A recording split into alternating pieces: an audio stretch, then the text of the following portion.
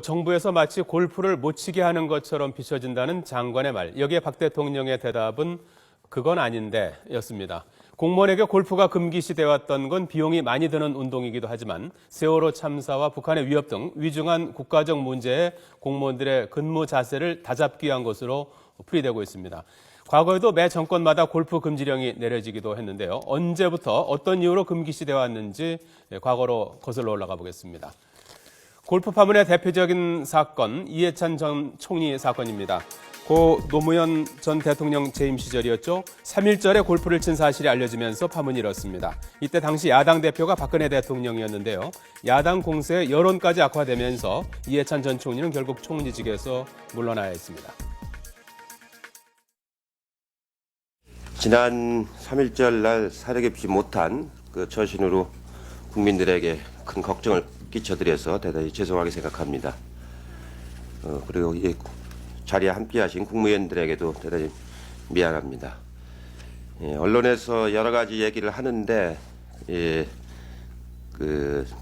지난 3.1절 날 행사하는 국무총리가 참석하지 않는 행사라서 제 장모님 문병 가는 길에 평소에 알던 부산 사람들하고 그 부산 얘기도 듣고 하면서 운동을 하려고 했는데 좀 사려가 깊지 못해서 무리를 야기하게 됐습니다.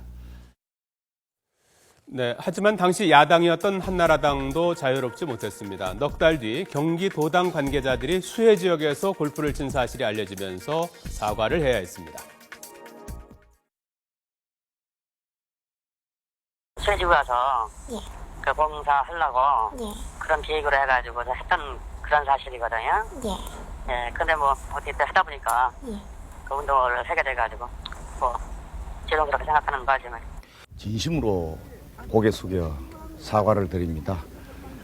제가 취임한 지 며칠 안 돼서 이런 일이 생긴 데 대해서 저 자신도 참담한 심정을 지금 참을 수가 없습니다.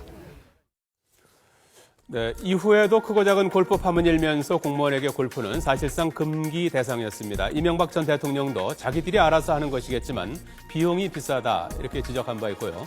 박근혜 대통령도 지난 2013년 3월 안보가 위중한 시기라며 부적절한 골프를 지적하기도 했습니다.